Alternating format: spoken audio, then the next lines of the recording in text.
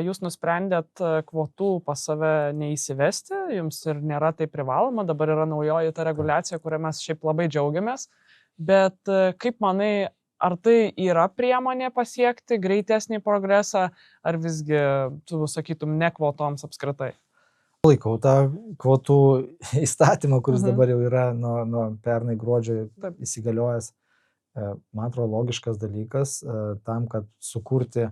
Mano kolegė Irma Kunickė, mūsų ekspertė, advokatė, jinai rašė magistro darbą šitą temą ir darė tyrimą, apklausinėjo valdybų narius stambių įmonių.